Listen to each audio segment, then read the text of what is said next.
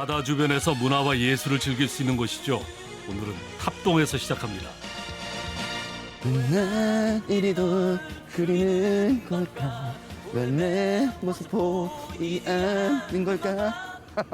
해변공연장 나오니까 좋은 것 같아요. 기분도 좋아지고. 근데 요즘 시국인지라 코로나19 때문에 공연도 못하고 좀 안타깝네요. 근데 피디님, 근데 오늘 선생님이 안 보이시네요. 오늘은 다른 선생님을 찾으셔야 되는데요. 네. 일단 힌트 족자 받으세요.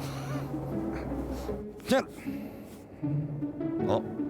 이렇게 보는 건가? 이렇게인가? 오, 탑동에 이런 곳이 있어요? 아, 맞아요. 매립됐다고 들었거든요. 아, 그럼 이게 옛날 탑동 예전 모습이네요. 먹돌로 가득한 이 바다. 오호, 탑동이었군요.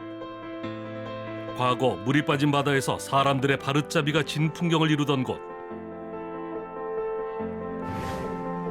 지금은 해변문화광장으로 우리에게 친숙한 곳이죠.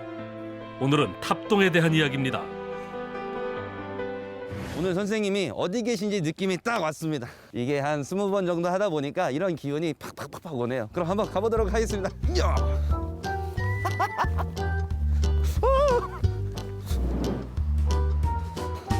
김태희 선생님 같은데?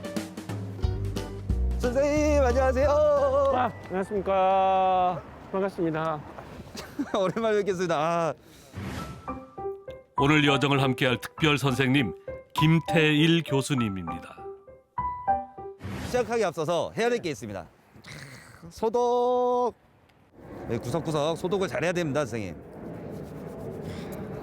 오늘의 주제가 탑동이에요. 네. 근데 제 기억 속에는 탑동에서 막 이렇게 스케이트 타고 이런 기억밖에 없는데 이 족자 속에 있는 사진이 이곳 맞나요? 맞습니다. 네. 예, 대체로 보면 큰 먹돌이 가까워인 거 보니까 우리 이제 육지, 그러니까 이 땅 지역이고 지금 저쪽 호텔들이 많이 있고 해변 공연장 안쪽으로 있는 네, 쪽에 네, 네. 도로가 네. 실은 원래 육지의 경계.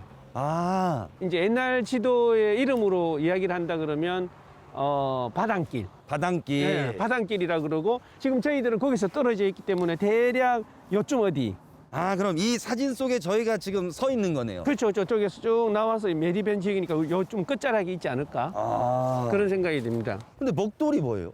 먹돌이라 그러면 파도들이 썰물 민물에 작용해서 움직이다 보면 네, 그럼 네. 이게 이제 마모가 돼서 잘 다듬어진 그 둥글둥글한 돌, 그 돌을 우리가 먹돌이라 그러는데요. 선생님, 네. 그럼 보통 해수욕장 하면 모래사장이잖아요. 네. 그럼 여기는 매립하기 전에 이렇게 먹돌로 이렇게 다 돼 있던 거예요? 그렇죠, 그렇죠. 일종의 조간대라 그러죠. 이게 바다도 아니고 육지도 아닌 중간 완충지대.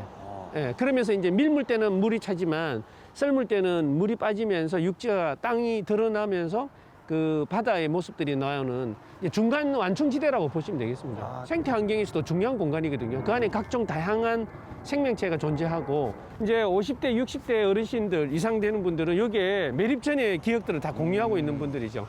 보마를 잡기도 하고 여기에 이제 먹돌들이 구르면서 나는 그 밤에 나는 그 소리들에 대한 아련한 기억들, 추억들 그런 집단 기억의 공간 정말 아름다운 그 풍경을 가진 곳이었다라는 것은 제가 꼭 공감할 수 있는 부분이 아닌가라는 생각이 듭니다. 사진으로만 볼 수밖에 없어가지고 예, 예. 예, 좀 안타깝긴 하네요, 저도. 아무래도 이 전체를 들여다보려면 약간 높은 곳에서 이렇게 들여다보면 어떤 형태로 매립이 되고 어떻게 공간이 형성이 되어 있는가를 알 수 있을 것 같은데 아무래도 좀 높은 곳에 한번 가서 한번 보시겠습니까? 네, 알겠습니다. 그러고 보니 탑동 근처에 공항이 있어서 탑동의 전경을 쉽게 보지 못했었죠. 빌딩 옥상에서 본 탑동의 모습은 어떨지 궁금하군요. 와, 선생님.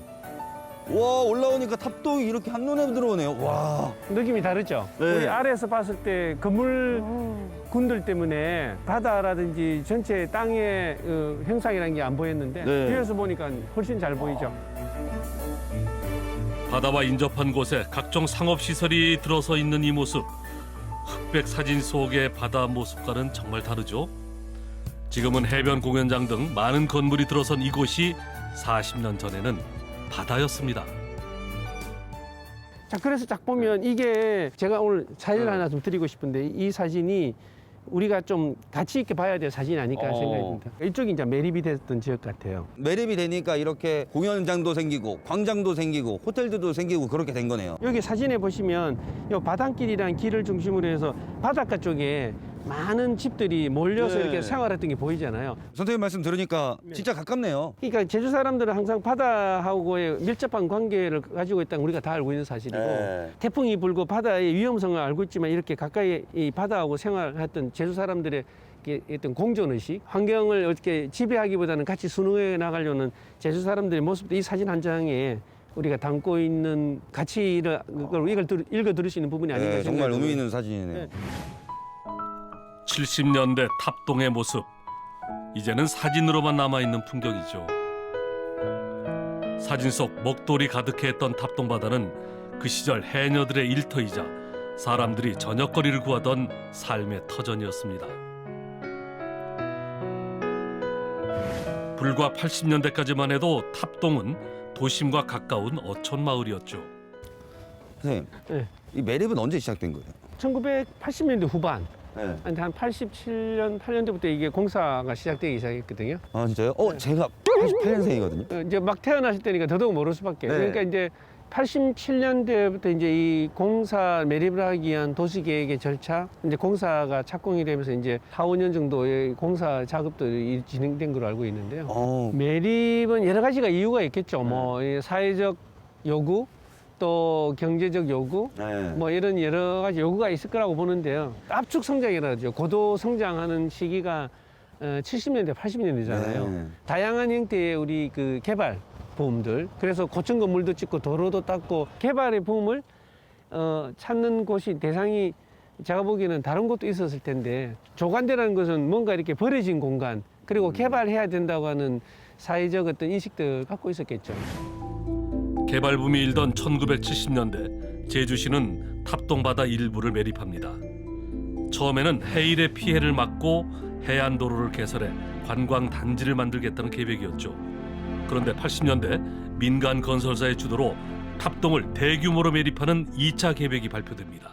이곳에서 네. 그 생계를 이끌어 나가는 그런 시민들도 있었을 거잖아요, 선생님. 반대하는 사람들은 없었을까요? 당연히 있을 수밖에 없죠. 왜냐하면 여기는 바닷길이 있고 바닷길 쪽에 쭉 이전에 옛날에는 해녀 할머니들과 또 어업 활동을 하는 어민들의 관계도 있었지만 또 여러 가지 생계를 유지하는 분들이 계셨겠죠. 매립이 된다는 거는 본인들의 생활의 터전이 없어진다는 거잖아요. 네. 환경 파괴고 이런 문제도 있지만 그런 관점에서 보면 매립하려는 쪽과 그 매립에 대해서 반대하는 쪽이 격렬하게 대립했던 시기도 있었다. 어업을 하는 해녀 분들이랑만 대립이 있었던 거예요? 아니면은 또 다른 뭐 반대 운동이 있었던 건가요? 이 집단 기억의 공간들을 굉장히 지키고 싶고 환경에 대해서 지키고 싶은 그 시민 단체들, 그때 사진을 보면은 뭐 반대하는 논리를 가지고 가도 행진도 하고 격렬한 몸싸움도 있었네요.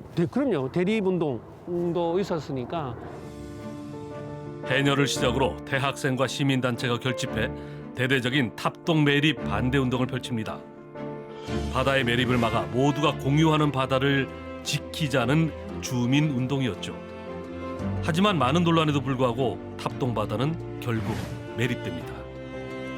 바다의 자리는 광장과 건물들의 차지가 됐죠. 이후 탑동은 지금의 문화광정으로 거듭납니다. 또 다른 의미의 공유 공간이 탄생됐죠.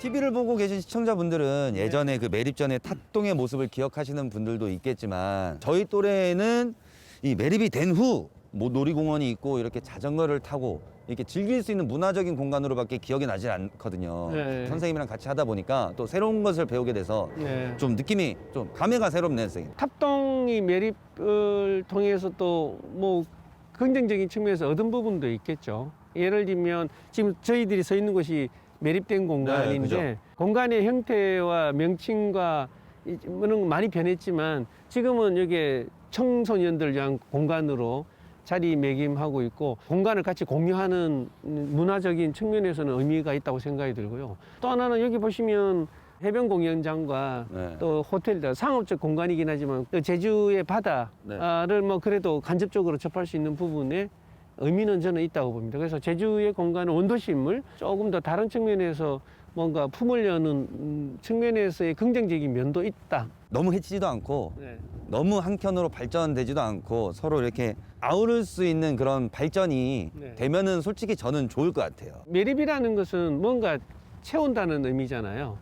그러니까 채우고 이렇게 절토하고 성토하고 하는 토목적 중심의 매립이 아니고 네.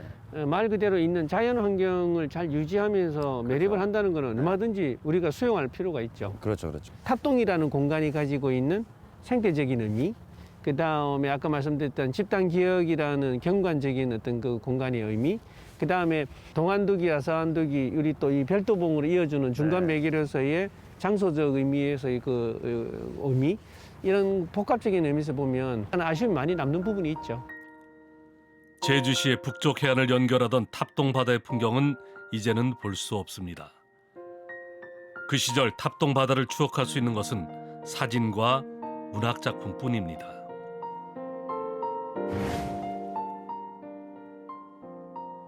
바다가 뭐 하나 있나 보려고 탑동에 가보면 바다는 내가 뭐 하고 있나 보려고 탑동으로 달려오고 있더라.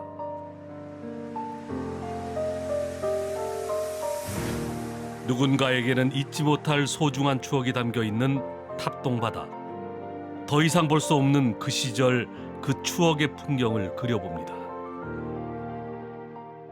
탑동을 둘러봤는데 뭐 어떤 걸 많이 좀 느끼고 또 배우셨습니까? 네, 저는 네. 단순히 그냥 탑동하면은 네. 진짜 즐기는 곳으로만 생각했는데 매립 이전의 상황을 들어보니까 네. 아, 또 탑동이 주는 의미가 또 다른 의미가 있구나. 그러니까 단순 지금만 봐서는 안 될 것 같구나라는 그런 생각을 좀 했습니다, 선생님. 제주도의 개발과 환경에 대한 이야기를 할 때 많이 쓰는 단어 중에 하나는 저는 풍경학, 풍경이라는 이야기를 많이 쓰는데요. 일정한 공간을 가졌던 이 조간대가 가지고 있던 풍경에서 이제는 사람들이 좀 과도하고 비문화적인 형태로 콘크리트로 다 매립한 풍경학이잖아요. 이것도 이 시대의 풍경학인 거는 맞지만, 근데 이게 탑동의 풍경을 이야기하면서 제가 떠오르는 일본의 해안 마을의 어떤 조례에서 쓰는 그 문구가 기억이 나는데요. 건축은 땅을 지배하지 않아야 되고 지형의 형태를 잘 존중해야 된다는 그런 내용들을 담고 있거든요. 탑동의 풍경학도 인위적으로 막 개발하는 것보다는 있는 그대로 속에 인간이 쓸 수 있는 최소한의 개발을 하는 것. 21세기 제주도를 한번 생각해 볼 부분이 있다라는 네. 그런 생각이 듭니다. 역시 선생님 괜히 이게 선생님으로 오시는 게 아니네요. 아, 대단하십니다, 진짜. 그러면 오늘 그 멋있는 말에 대한 마무리를 좀 해야 될 것 같은데요. 탑동이라는 단어가 중요한 오늘 화두였으니까요. 탑동이요. 탑동이라는 이행시로 한번 마무리하시는 게 어떨까요? 탑동이 오면서 탑동일까라고 생각을 했는데 아, 탑으로 시작되는 단어가 별로 없어요. 네, 운 띄워주시죠. 네. 탑, 탑동에 와서 배워보니 네. 동, 동네의 모습은 계속 바뀌어도 여러분의 추억과 역사는 계속됩니다. 아, 좋은 말씀입니다. 오늘 제가 반복적으로 썼던 추억과 기억, 네. 또 공간에 대한 이야기, 또 풍경에 대한 이야기, 이런 것들을 함축적으로 잘 담고 있는. 그죠. 한마디로 풍경학. 맞습니다. 네. 제주의 보물 같은 이야기를 찾아 떠나는 시간 고고 제주 찾기. 다음 주에도 기대해 주세요.